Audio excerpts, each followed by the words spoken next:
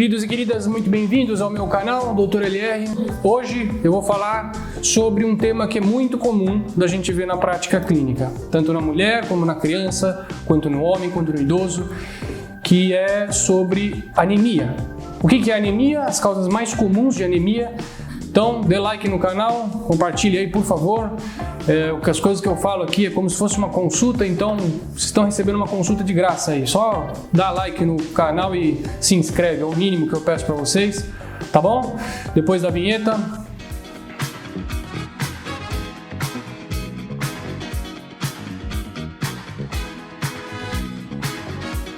Bom, introduçãozinha básica, o que é anemia? Anemia é quando a hemoglobina, num exame de sangue, num exame de hemograma, ela está baixa. A hemoglobina é o que está presente dentro da sua célula vermelha, dentro do teu sangue, e ela serve para levar o oxigênio que a gente respira para as nossas células. Isso dá energia, isso dá disposição para a gente.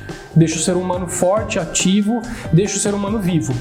Quando você faz um exame de hemograma, tem lá a hemoglobina, a taxa de hemoglobina. Isso depende se você é mulher, se você é homem, se você é jovem, se é um bebezinho, se é um idoso. Tem um valor de corte lá que isso tem que estar acima. Quando está menos que isso, e aí tem diversos valores de corte aí que eu não vou ficar falando, você fala que o paciente tem anemia. E a anemia, ela tem diversas causas, ela tem vários motivos para você não estar produzindo hemoglobina, que é o que vai levar o oxigênio para os tecidos, que é o que liga o oxigênio que você respira e leva para os tecidos. Eu vou falar aqui das causas mais comuns, mas entendam que existe mais de 10 tipos de anemias por aí afora, anemias mais simples, anemias mais complexas. Eu vou falar daquelas que a gente encontra com bastante frequência nos consultórios, nas práticas clínicas, tá? Porque embora existam várias, tem algumas que são mais frequentes que as outras e que é mais fácil de encontrar na população. Tá bom? A primeira de todas, 95% de todas as anemias é causado por falta de ferro. Ela se chama anemia ferropriva ou anemia por deficiência de ferro. O ferro a gente consegue na alimentação, tá? Tem diversos alimentos que tem quantidade de ferro ali que a gente consegue absorver na hora das refeições. Carnes geralmente tem bastante ferro.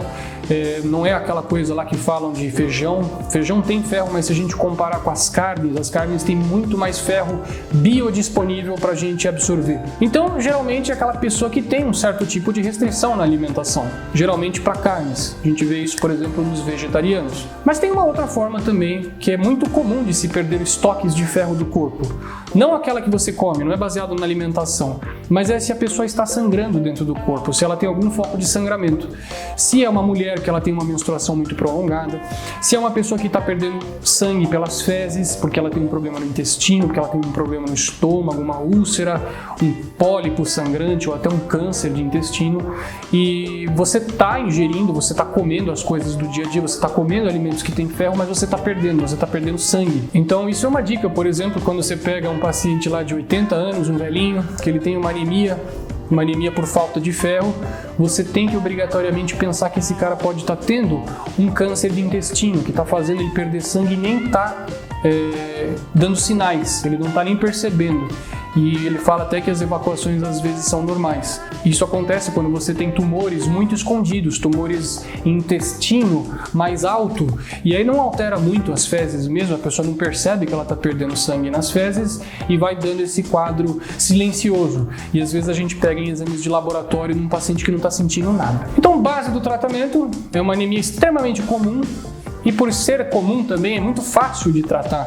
É reposição de ferro, você dá reposição ali por 3 meses, 5 meses, às vezes um pouco mais e já resolve. Você volta a ter os estoques, a célula vermelha ela começa a se produzir novamente e está resolvido, o paciente volta a ter a vida normal dele. Um segundo tipo de anemia comum da gente encontrar na prática clínica são as anemias genéticas, que são anemias que geralmente é aquela pessoa que fala: doutor, toda vez que eu faço um exame eu tenho anemia, já fiz reposição com ferro, já tomei pensando que possa ser uma deficiência por ferro, mas eu tenho um pouco de anemia, minha mãe tem anemia, minha avó tem história de anemia, minha prima. Esses tipos de anemias, isso está no teu DNA, você tem uma dificuldade de produzir a hemoglobina, de produzir a estrutura da célula vermelha, e você sempre está com um nível sérico de hemoglobina sempre mais baixo. Toda vez que você vai fazer um exame, ele sempre está um pouquinho abaixo. Nunca está no nível de uma pessoa normal. Então, geralmente são anemias que a gente orienta, algumas vezes precisa de transfusões de sangue, que aí a gente fala de alguns casos, que é anemia falciforme, talassemias, que são anemias que o cuidado ele é um pouco diferente, ele é um pouco mais específico. Mas eu estou falando aqui sobre a sua frequência, a prevalência dela, porque é muito comum de você pegar pacientes desse tipo que às vezes toma ferro, faz reposição de vitaminas sem necessidade, não ajuda. A pessoa faz um tempão aí de reposição e não adianta em nada. Tá? O terceiro tipo de anemia, aí é uma anemia por falta de vitamina, e aí a gente pode ter duas, porque o padrão de laboratório, quando a gente faz investigação de laboratório, elas são parecidas. Então a gente, quando vê esse padrão, tem que pensar que possa ser uma ou outra. Aí depois da investigação a gente descobre qual que é a deficiência do ácido fólico e a deficiência da vitamina B12. Essas duas vitaminas são vitaminas do complexo B. O ácido fólico a gente encontra em alimentos folhosos, alimentos verdes, e a vitamina B12 a gente encontra na carne também. O tratamento também é reposição do ácido fólico e reposição da vitamina B12. Só que a gente tem que investigar um pouco melhor. O acontecimento de uma, ele é diferente do acontecimento da outra. Geralmente, a falta do ácido fólico a gente vê em paciente etilista, paciente que bebe e que esgota os seus estoques de ácido fólico muito rápido, ou pacientes que usam remédios que esgotam o ácido fólico, que tiram o ácido fólico do sangue, porque no remédio ele faz isso. Agora, a deficiência de vitamina B12, a gente pensa em pacientes que têm uma restrição dietética de carne muito intensa, os veganos, por exemplo, ou aqueles vegetarianos que realmente seguem a risca e não comem nada de carne. E tem uma doença também que é a anemia perniciosa, que é um tipo de gastrite, que ela impede com que você absorva a vitamina B12. Então, às vezes você está comendo carne, você está tendo uma dieta normal, mas você não consegue absorver essa vitamina no trato gastrointestinal, porque o teu corpo ele está destruindo uma região onde é essencial para você ter a absorção dessa vitamina. É um tipo de doença autoimune. O teu sistema de defesa ele destrói uma parte do estômago que impede com que você absorva a vitamina B12. Bom, o último tipo de anemia são as anemias de doenças crônicas. Pacientes que têm uma doença inflamatória, paciente que tem, por exemplo, HIV, tuberculose, artrite reumatoide, lúpus, paciente que tem doença renal crônica, doenças crônicas, o corpo da pessoa começa a desenvolver muita inflamação. E quando você tem um corpo que está inflamado, os mediadores químicos de inflamação, eles fazem os estoques de ferro ficarem dentro dos estoques. Eles não liberam para o sangue para você começar a dividir célula. Você tem estoques de ferro lá dentro, mas você tem todo um sistema de transporte, de pegar o que está estocado e jogar no sangue para você utilizar, que ele tem que estar funcionando. Só que quando o corpo está inflamado, quando você tem mediadores de inflamação elevados, é como se fosse um método de defesa. Bactéria, por exemplo, também gosta de ferro. Então, se o corpo está inflamado, se ele está com uma infecção crônica, o teu corpo é inteligente. Ele não deixa você tirar esses estoques de ferro que estão guardadinhos e colocar no sangue e dar para uma bactéria, por exemplo. Então, é um mecanismo de tentar salvar a tua energia, que o corpo ele começa a guardar ferro, ele não deixa esse ferro ser utilizado. Você começa a ter estoques que não são utilizados. É igual você ter em casa um monte de dinheiro guardadinho lá no cofre, mas que você não consegue usar, você não consegue gastar.